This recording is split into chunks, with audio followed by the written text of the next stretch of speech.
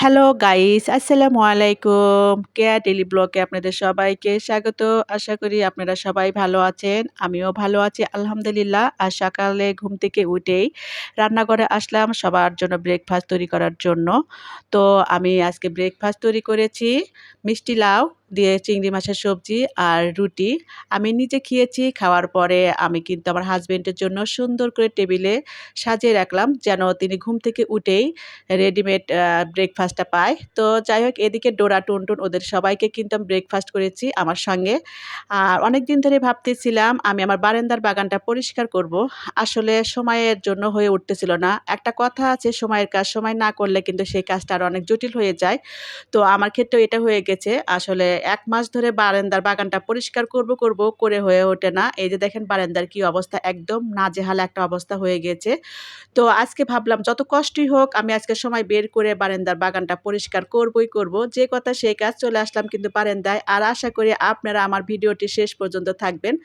তো এই যে দেখেন বারান্দার বাগানে প্রত্যেকটা টবে কিন্তু এরকম মানে আগাছা জন্ম নিয়েছে। এগুলো পরিষ্কার করে দেওয়াটা কিন্তু অত্যন্ত জরুরি। এতে গাছের জন্য কিন্তু অনেক উপকারী। আগাছাগুলো থাকলে কিন্তু গাছগুলোর ভালো গ্রোথ হয় না। আর এদিকে দেখেন আমার এই যে মিষ্টি লাউয়ের গাছটা একদম কেমন নুয়ে পড়েছে। আসলে এই মিষ্টি লাউয়ের গোড়ায় একটা করলার গাছ আছে। সেই করলার গাছে করলাটা আসলে রাখবো কিনা আমি এটা চিন্তা করতেছি। আর দেখেন আমার ছেলে এগুলা কত কি রেখে দিয়েছে। আর প্রত্যেকটা টবেই কিন্তু দেখেন এই যে নোংরা হয়ে আছে। এই যে একটা কৌটা দেখতেছি, আসলে আমার বড় ছেলে এগুলোতে খেলা করে। এই যে দেখেন সে বড় হয়ে গেছে, তারপরও তার খেলাধুলা কিন্তু শেষ হয় না। এই যে আমার একটা কাঁচের জার নিয়েছে, নিয়ে এটার ভিতরে কি করেছে আল্লাহই জানে। মাটি দিয়েছে, গাছ দিয়েছে, কোথা থেকে একটা গাছ নিয়েছে, নিয়ে বয়ামে আটকে রেখেছে। তো যাক, এটা আমি যেখানে জায়গা সেখানেই রেখে দেই। ও হয়তো ঘুম থেকে উঠে দেখে যদি না পায় তাহলে মন খারাপ করবে। তো যাই হোক, আমি কিন্তু এই গাছগুলো পরিষ্কার করব। আর পরিষ্কার করতে কিন্তু বেশ সময় লাগবে। তো লেটস গো গাইস, শুরু করা যাক। তো ১ম এ আমি এই টব থেকেই শুরু করব। এই যে এই টবের এই গাছটা আমার কিন্তু খুব ভীষণ পছন্দের একটি গাছ। আর গাছগুলোর পাতাগুলো দেখেন একদম নুয়ে পড়ে গিয়েছে। এগুলো কিছু একটু কাটিং করে দিতে হবে। না করে দিলে গাছগুলো সুন্দর হবে না। আর গাছের গোড়া একটু আলগা করে মাটি দিতে হবে। আ যেন গাছের গোড়াটা সুন্দরভাবে পানি দিলে বসে যায়। তো যাই হোক, এই যে দেখেন এই একটা গাছ, এই একটা গাছের ভিতরে দেখেন কতগুলো শিকড় গজাইছে।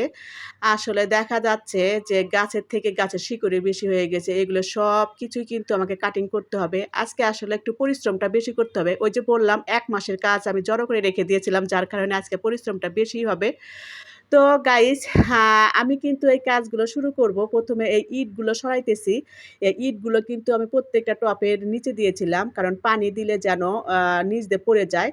তো এই যে আমি কিন্তু একটা ঝাড়ু নিয়েছি। নেওয়ার পরে সুন্দর করে সবগুলো ময়লাগুলো একপাশে রাখার চেষ্টা করতেছি। কারণ পরিষ্কার করাটা কিন্তু অনেক কষ্ট। গাছগুলো লাগাতে কিন্তু অনেক ভালো লাগে। কিন্তু পরিষ্কার করাটা কিন্তু খুবই কষ্ট। এটা একটা বাচ্চা মানুষ করার মতো। একটা ছোট বাচ্চা মানুষ করতে যেমন কষ্ট পেতে হয়, এরকম গাছগুলো পরিচর্যা করতেও কিন্তু এরকম সময় লাগে, এরকম ধৈর্যেরও ব্যাপার লাগে। তো যাই হোক, আমি কিন্তু এই যে বারবার কিন্তু বেলি ফুলের কাছে আসতেছি। বেলি ফুলের কিন্তু অনেক সুন্দর সুঘ্রাণ। আমার বাগানের রানী বলতে গেলে এটা। আর দেখেন প্রত্যেকটা টবে কিন্তু আমি এই যে তরকারির খোসাগুলো দিয়ে রাখি। আসলে আমি যখন গাছগুলো লাগাই তখন কিন্তু এত গাছ ছিল না। ২-১ টা গাছ ছিল। আর এই গাছের মানে ২-১ টা গাছ কিনে রেখেছিলাম আরকি। সেই গাছের গোড়ায় যে মাটিগুলো ছিল, ওই মাটি থেকেই কিন্তু আমার এতগুলা মাটি হয়েছে। কারণ আমি প্রত্যেকটা দেখেন, একটু খেয়াল করলেই দেখবেন, প্রত্যেকটা পটে কিন্তু আমার তরকারি খোসা দেওয়া আছে। আর তরকারি খোসাগুলো দিয়ে আমি উপরে ১ মুঠ একটা মাটি দেই। পরে সেগুলো আবার পচে, তরকারির খোসাগুলো পচে আবার মাটিতে তৈরি হয়। তো যাই হোক, এই যে খেয়াল করলে দেখবেন প্রত্যেকটা গাছের গোড়ায় কিন্তু নতুন কিন্তু গাছ। এগুলো আসলে ওই যে তরকারি খোসা যে দিয়ে রাখি, সেই তরকারি খোসা থেকে কিন্তু এই গাছগুলো হয়। অনেক ধরনের সবজির বিচি থাকে, সেখান থেকে কিন্তু গাছগুলো হয়ে হয়ে যায়। তো যাই হোক, এগুলো আমি পরিষ্কার করে তারপরে আপনাদেরকে ফাইনাল লুকটা দেখাবো। এই যে বেলি ফুলটা আছে, এই গাছগুলো এত এলোমেলো হয়ে আছে যে বেলি ফুলগুলো দেখাই যাচ্ছে না। আর আমি এই যে এখানে কিন্তু এই যে দেখেন একটু লাউয়ের গাছ এটা। লাউয়ের গাছের গোড়াটায় কিন্তু আমি সুন্দর করে একটু খুঁচায় মাটিটা আগলা করে দিচ্ছি। আর এই লাউয়ের গাছের গোড়ায় কিন্তু আছে একটা করলার গাছ। এই করলার গাছটা আমি আসলে তুলে ফেলবো। আসলে মায়া লাগে তুলতে গেলে। যে এত সুন্দর একটা গাছ কেমন করে তুলে ফেলবো, কিন্তু যে গাছ দিয়ে কোনো উপকারই হবে না সেই গাছটা রাখার চেয়ে না রাখাই ভালো। এই যে দেখেন কত সুন্দর যে কল্লার গাছ, লতা পাতাগুলো অনেক সুন্দর লাগে, কিন্তু কষ্টের বিষয় হলো এই যে কল্লা ধরেছে তো ধরেছেই, কিন্তু এই ছোট ছোট কল্লার ভিতরে আবার পোকা। মানে একটা কল্লাও খাওয়া যাচ্ছে না। তো ভাবলাম এই কল্লার গাছটা যদি তুলে ফেলে দেই, আর কল্লার গাছের গোড়ায় যে একটা মিষ্টি লাউয়ের গাছ আছে, অন্তত ওই গাছটা তো ভালো থাকবে। সেজন্য এই গাছটা আমি কিন্তু লাস্টে তুলেই ফেলে দিব। আর এই যে দেখেন, এবার কিন্তু আমি এই গাছগুলো যে এক এক করে পরিষ্কার করতেছি। আমার আসলে ভিডিওটা করা হয়েছে ৭-৮ মিনিটের। কিন্তু আমাকে করতে কিন্তু প্রায় ১ বেলা, মানে আধা বেলা আমার সময় লেগে গিয়েছে। আর এই গাছের আগাছাগুলো দেখেন এত পরিমাণ ছিল যে পুরা একটা বালতি এই আগাছাগুলো ছিল। আর এগুলো পরিষ্কার করেছি আমি। এই যে কল্লার গাছটা তুলে ফেলেছি। আমার অনেক কষ্ট লাগতিছে, কিন্তু কি করব? করার আর কিছুই নাই। আসলে ওই যে কথায় আছে না যে, "দুষ্ট গোয়ালের থেকে শূন্য গোয়াল ভালো।" তো আমারও এইটা হয়েছে যে, যে কল্লার গাছে কোনো ফলনই আসতেছে না, তো এটাকে আর যত্ন করে রেখে কি লাভ? তো দেখেন গাইস, আমি কিন্তু এই সুন্দর করে পরিষ্কার করলাম। আর করতে, করতে একদম ক্লান্ত হয়ে গেছি। আর কি করব? আর দুপুরের টাইম আজানও দিয়ে ফেলবে। তাই আর বেশি দেরি না করে আপনাদের চলুন একটু দেখাই আমার বারান্দার লাস্ট ফাইনাল লুকটা। এই যে মাশাআল্লাহ, আমার কাছে কিন্তু ভীষণ ভালো লাগতিছে। এতটাই ভালো লাগতিছে যে আমি আপনাদেরকে বলে বোঝাতে পারব না। আর দেখেন আমার ডোরা কিন্তু এসে আমাকে কিন্তু আমার বারান্দার বাগানে সুন্দর শুয়ে পড়ে আছে।